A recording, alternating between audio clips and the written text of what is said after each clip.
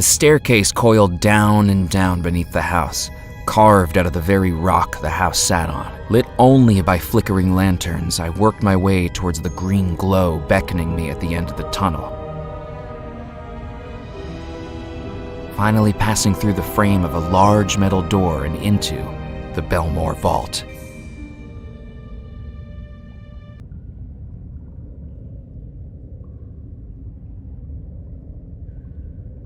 That must have been the treasure coffin, the same one the Bellemore brothers traded for in the Caribbean, and that meant I had a pretty good guess what was inside, if I could find a way to reach it.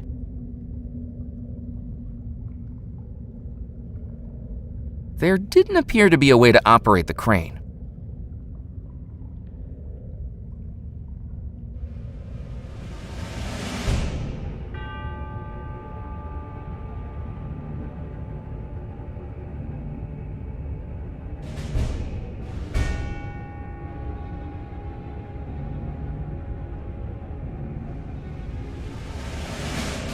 I reached down to the hand wheel and pulled it from the glowing water, careful not to splash any on myself.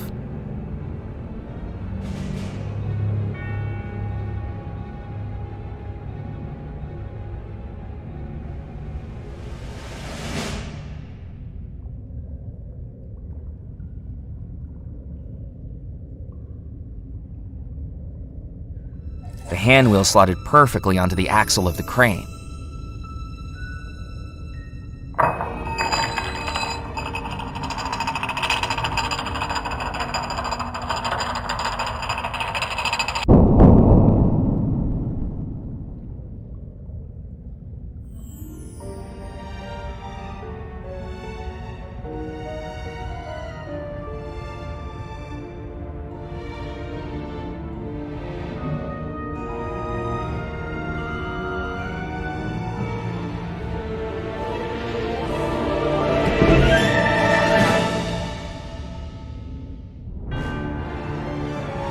As I peered into the coffin, I saw for the first time the cursed artifact that had caused all of this, the coffin stone.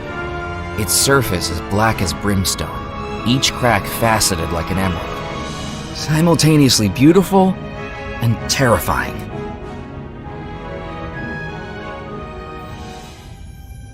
And so the elusive artifact is found. Rackham, you've lost. I found the coffin stone before you. Your plan has failed. Congratulations, Murphy McCallan. But now I think it's time you hand it over to me. I'll never give it to you.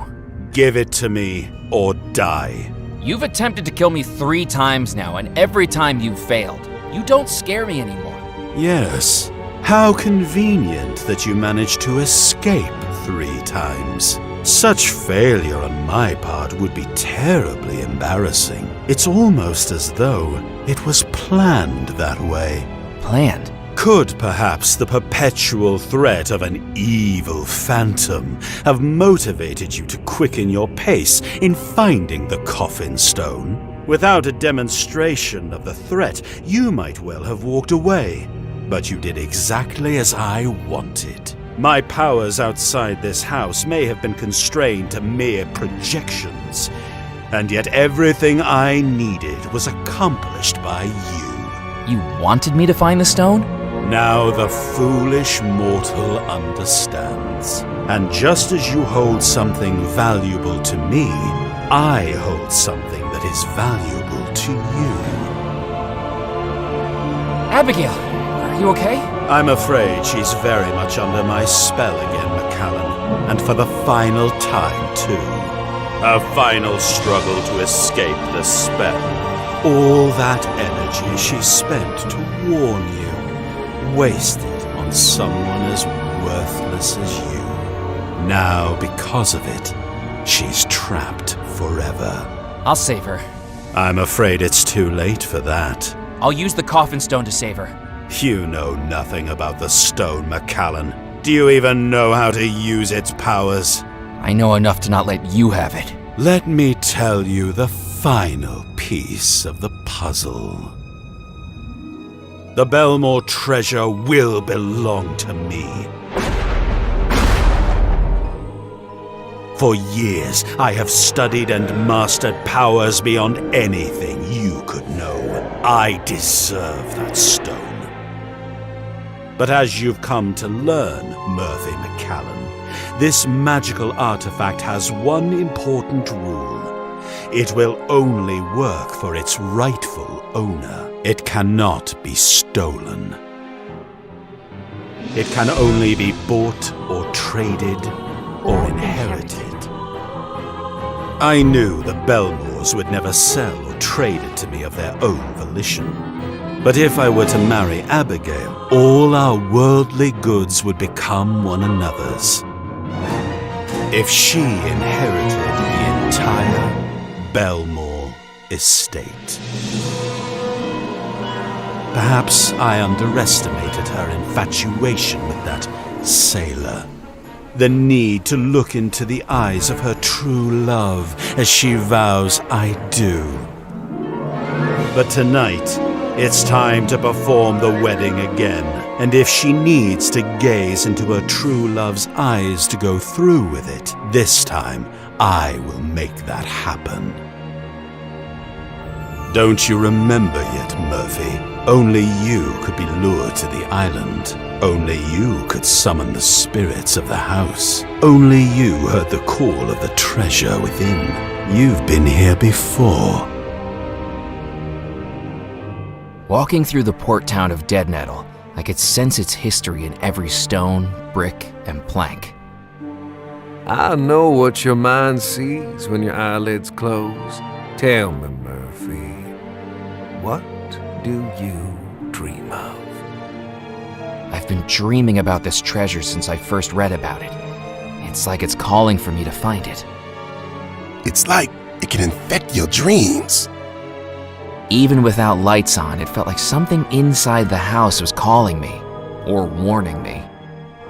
I suppose fate will always bring two soulmates together, even when they least expect it. It's very rare for someone to come back from the other side. It can happen. And Murphy, this ghost story, now it's your story too. You came back. You were the sailor, Murphy McCallan. Welcome home.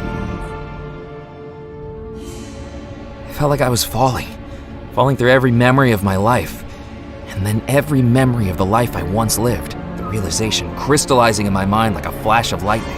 I was the sailor. I remembered everything, an entire relationship coursing through my mind in seconds. The tragic way it ended, but I'd come back. Her. Abigail, you don't have to marry me. I remember. I loved you. I still love you. It's too late, McCallan. She's my bride-to-be now. She broke free of the spell the last time you tried to make her say I do. She'll do it again. It's me she wants to marry. You're right about that. This time, it'll be your eyes she sees before her. I promised you death, Murphy. And I intend to deliver. For 33 years, I was trapped in this house. Now you'll be trapped here for eternity.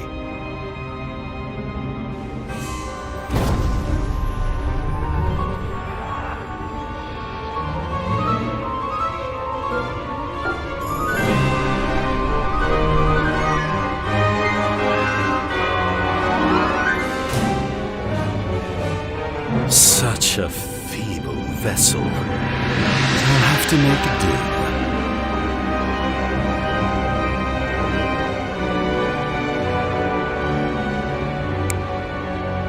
do. Do excuse me, Mr. McCallan. I have a wedding I'm running frightfully late for, and I'd just die if I had missed it.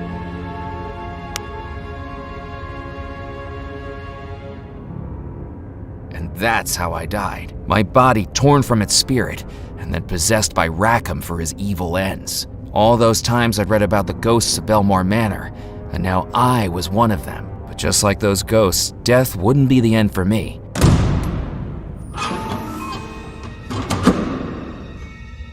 If I could escape the vault.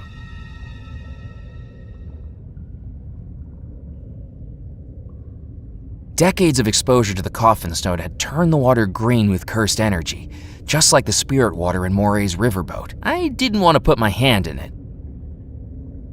In taking my body, Rackham had also taken all the belongings I'd collected. I wondered what he'd done with them.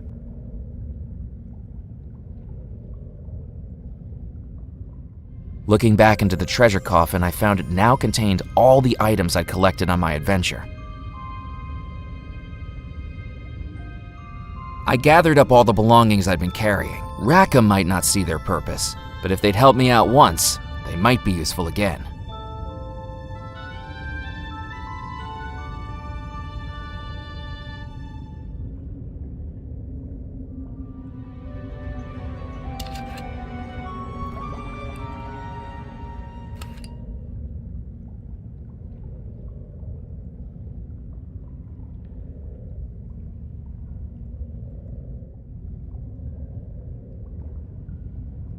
I couldn't remove the nails with my bare hands.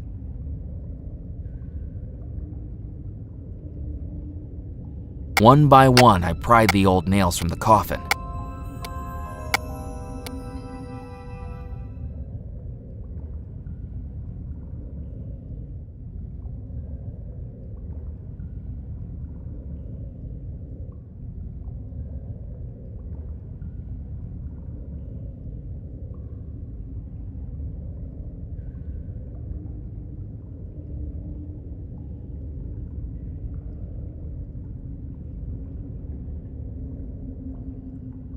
I tried with all my might to open the vault door, but with no luck. It had been locked from the other side.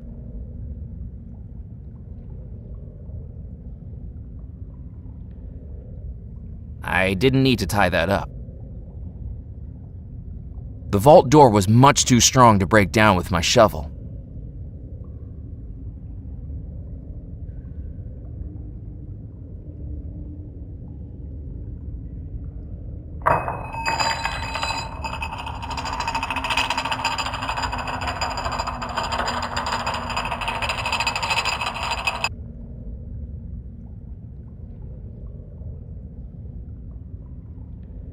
The hook hung out of reach. I had once won a wooden whistle in a lasso game at the county fair. Now it was time to play the game with a little more on the line.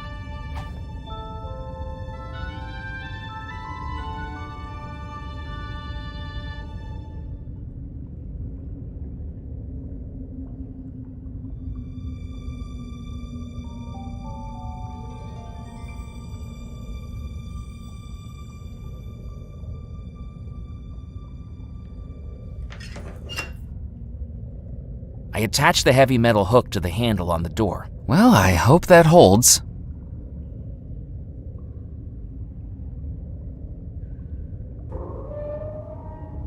I turned the hand wheel, pulling the chain taut, but the vault door remained secure in its frame. It must have still been attached somehow.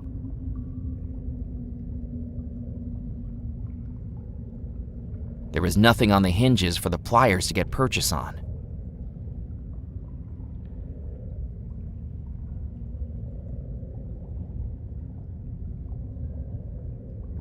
I may not have been able to get through the vault door with brute force, but I could certainly make an impact on its hinges.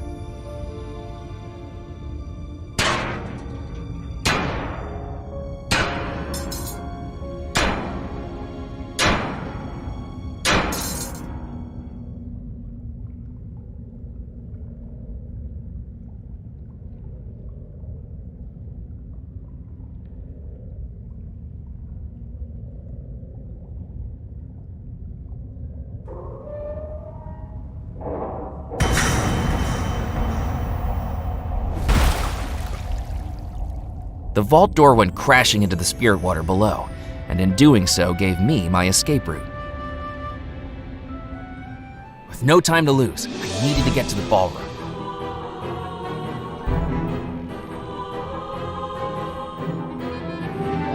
We are gathered here today to join Abigail Bellemore and Murphy McCallan in holy matrimony. Rackham's plan was taking shape. At the far end of the ballroom, Father Foskett was delivering the rites that would wed Abigail to Rackham, even if he'd possessed my body to do it. I needed to stop the wedding, and I didn't have much time left at all. Marching up to them without a plan wasn't going to be a wise move.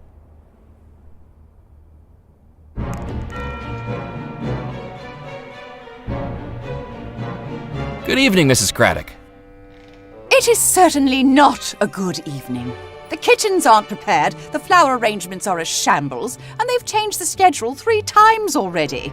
The schedule? Right behind me in black and white. And am I even permitted to see the wedding? Of course not, in case any guests arrive late. Through a door we're supernaturally barred from passing through. I almost daren't say it, but I'm on the verge of resigning my duties. I am the head of housekeeping. I deserve respect. I need to stop the wedding. You shall do no such thing. I've put a lot of work into this event, and I won't have an off-the-street gutter snipe like you interrupting it. I'm barely hanging on as it is. What did you say was on the chalkboard? As I said, this is the schedule of tonight's events. I've spent the past 40 minutes writing that up, with all the calligraphic flair my teachers taught me in preparatory school. And now I'm hearing rumors that the schedule is going to change. No self-respecting housekeeper should have to deal with so much in such a short period. One more change, and I shall be handing in my notice. Goodbye, Mrs. Craddock. Goodbye, indeed. The delicately drawn writing on the chalkboard listed the schedule of events for the wedding. As a ghost, I was trapped in the house. I needed to get my body back.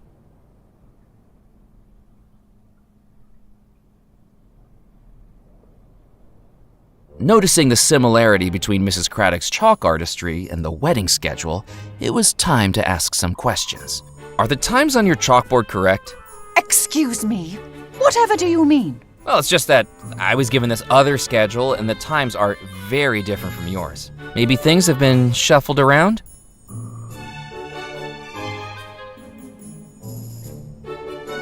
No, this can't be. How am I expected to work under these conditions? A wedding is a once-in-a-lifetime event. If they keep reconsidering every decision, I can't be expected to keep up with it. Yep, definitely different. This looks like it'll take ages to fix. That's it! They're already at the altar. I shall be taking my leave. Somebody else can hand out the vol au vents. With the noise and waddling motion of a cranky goose, Mrs. Craddock strode across the grand hall, through a doorway and out of sight.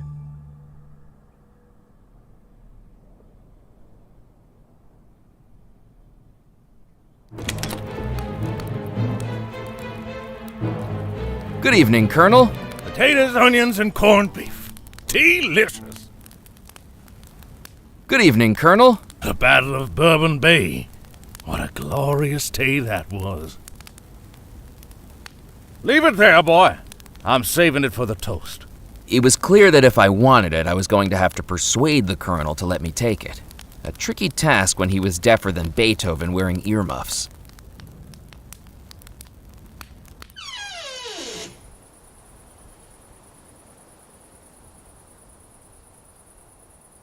It was a strange feeling, staring at a decaying skeletal body that, once upon a time, used to be me.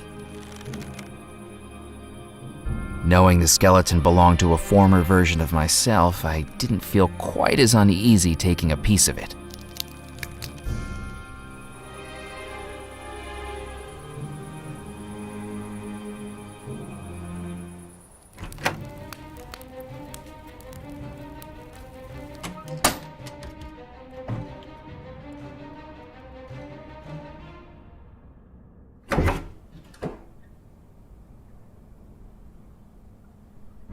Walking back into the conservatory, I could hear the unnerving hum of electricity. The outer casing of the automaton had been removed. Clearly, Rupert was undertaking some maintenance on it.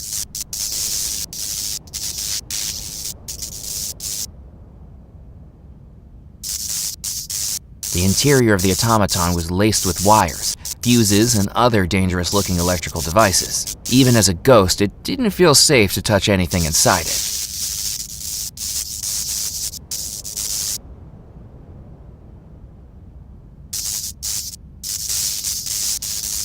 Nope. The danger sign dangling from the automaton warned of electrocution. Now it wasn't just the plants in the conservatory that were deadly, it was the statuary too. Being dead already, I decided to take the risk.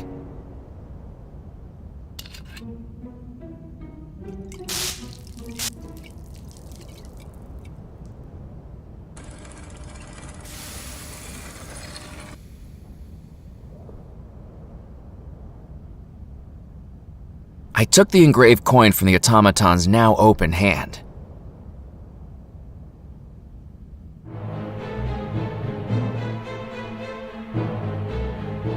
My piano repertoire consisted only of a few bars of Twinkle Twinkle Little Star, and I thought it best not to inflict that upon anyone.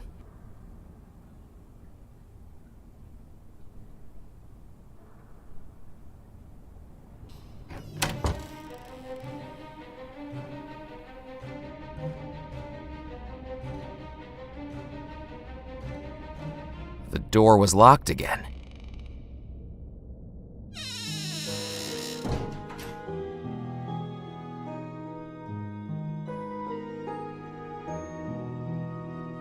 I picked up the horn. Abigail had no need for it anymore. Playing the phonograph wouldn't have been any help anymore. Abigail had gone, and so had the final tokens of her happiness.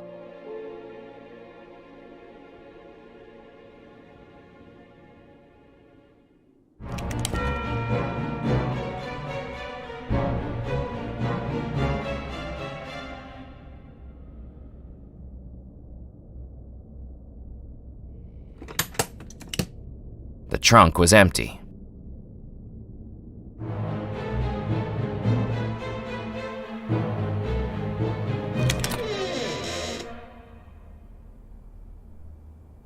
The peculiarity of what was happening didn't seem to faze the ghosts in attendance, who watched with an eerie calm. Marching up to them without a plan wasn't going to be a wise move.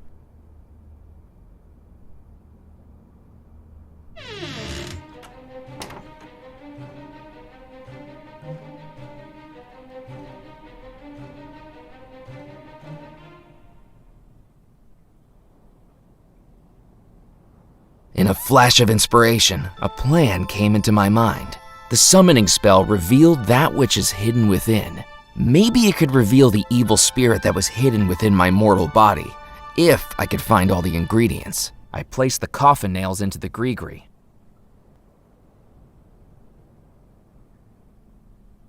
I placed the feather duster in the gree-gree. That would work as black feathers.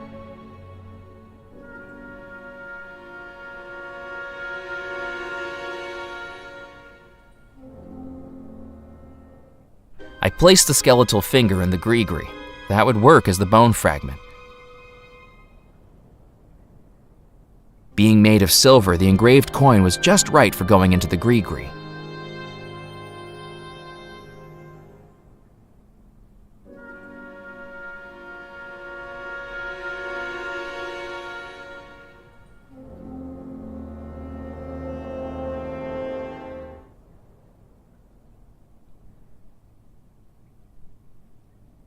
Like a guilty schoolchild held back after class, I rubbed down the chalkboard.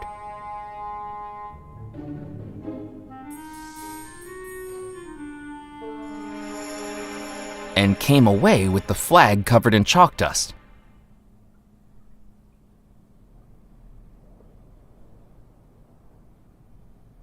I placed the chalk dust covered flag into the gree-gree.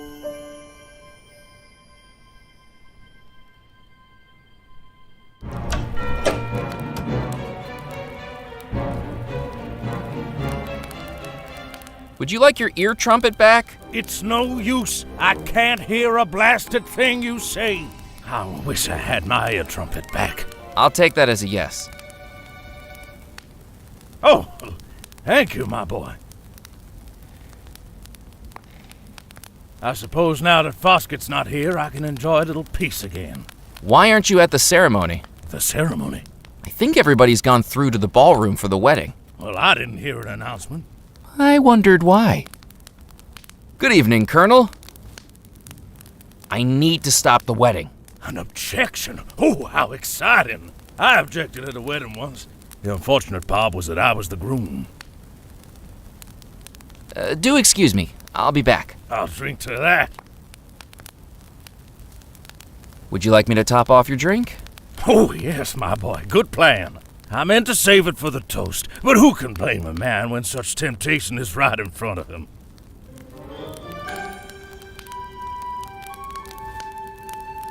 I poured the rum from the Colonel's glass into the gree-gree.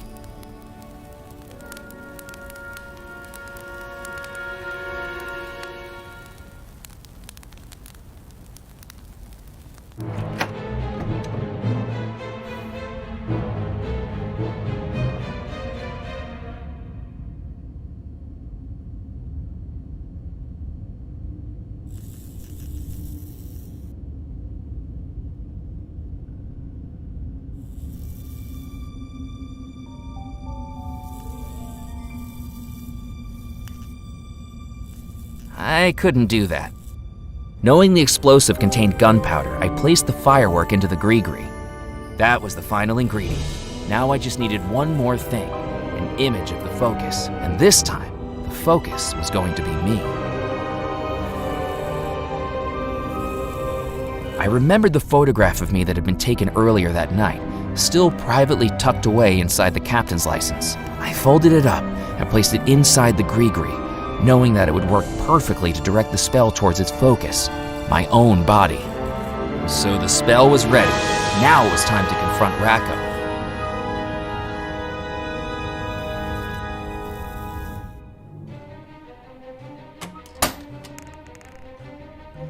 Just as two candles burn brighter when placed together, may your love light your path.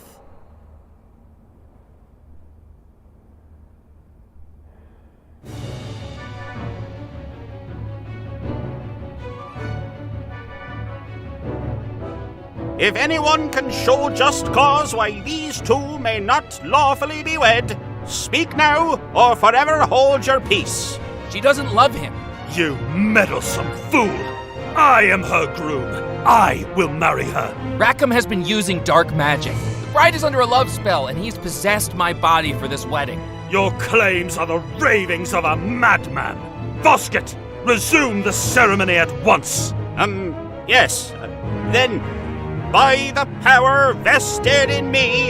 You've underestimated me for the last time, Rackham. If you won't return to me what is mine, I have the power to take it. Within the focus what may hide, this spell will soon reveal. I now declare you...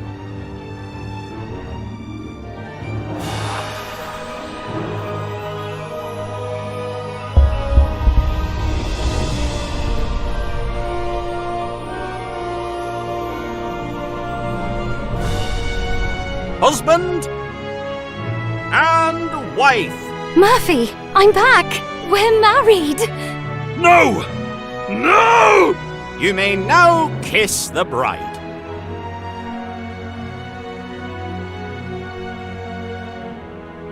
You fool! You've destroyed everything! I've saved everything, including the one I love. But there is one thing that needs to be destroyed, Rackham, and that's you.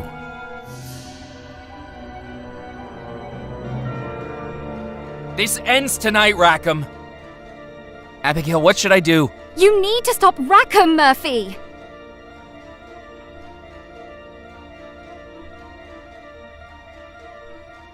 Murphy, now that we're married, the power of the stone is yours too.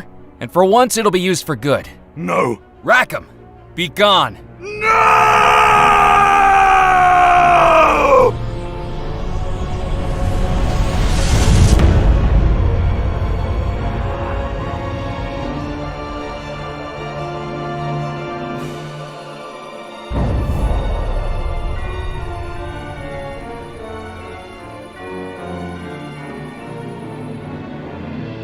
I knew you'd do it, Murphy.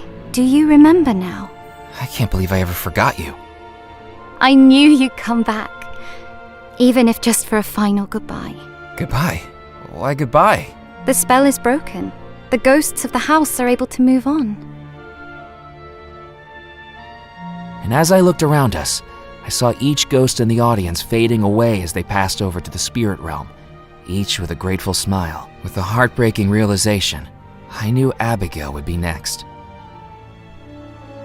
Murphy, I think I have to go with them now. I can't lose you again, Abigail. It was worth it to see you one last time. You've freed me. Thank you, Murphy, for everything. No, I won't let this be the end. Stay with me, Abigail. I wish I could, Murphy.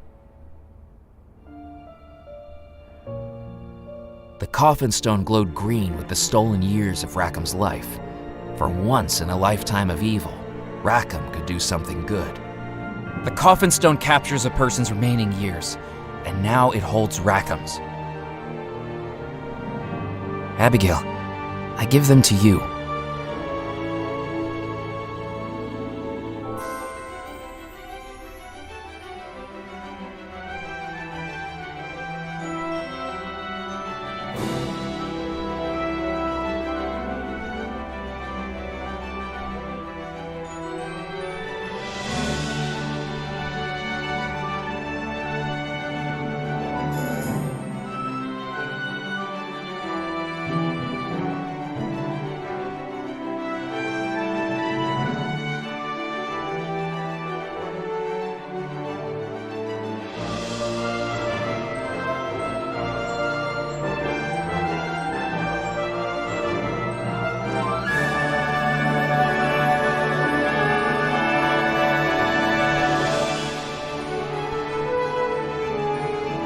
You're back. Just like you came back for me. Nothing could keep us apart. Not even death. 33 years without you. I never thought I'd be able to hold you again. 33 years stuck in this house. Come on, Murphy. Let's go see the sunrise.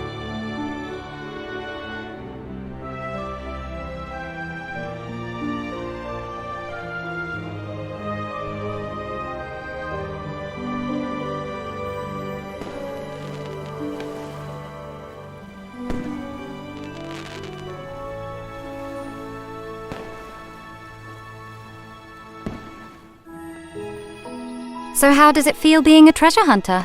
It would have been easier if I'd remembered what the treasure was this whole time. All those dreams I had of a treasure calling out to me from this house. It wasn't $13 million. It wasn't even the coffin stone. It was you. You were the treasure.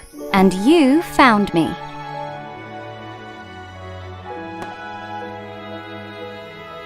Why did nobody tell me who I was from the beginning? You couldn't just be told you're in love with someone you don't recognize. You needed to remember it yourself. I knew it would happen eventually. Why did nobody living recognize me? Rackham had all kinds of powers I'm not sure we'll ever understand. For years, he'd been trying to erase all memories of you.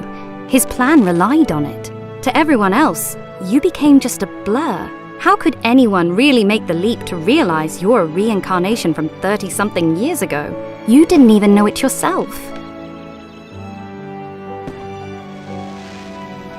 How did I come back from the spirit realm? Don't you remember? No, I remember the moment I died, and then the earliest memories of this new life I've been living, but nothing in between. Madame Planchette told me that spirits can come back if their ties to the mortal realm remain strong enough. But even she doesn't know more than that. Who knows if we'll ever find out? What happened to all the ghosts in the house? They'll all have crossed over now. So many years of life destroyed by Rackham's deeds. And he didn't even need the coffin stone to do it. The spirits no longer had much to keep them here in the mortal realm anymore. They'll be happier that way. And we all end up there eventually. In some cases, we come back. What happened to Rackham? I don't know, but I hope his spirit was destroyed. I'd hate to think it's moved on to the spirit realm. All I do know is that we don't have to worry about him here anymore. What are we going to do with the coffin stone? It stayed safe in the vault for over 30 years. For now, perhaps that's where we should return it to. I think it's our duty now to watch over it, to make sure it never falls into evil hands.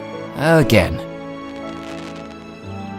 So, this is the end of our adventure. This is only the beginning, Murphy. It took a bit longer than we expected, but we're married now, after all these years. The rest of our lives are ours again. Till death do us part. And even longer than that.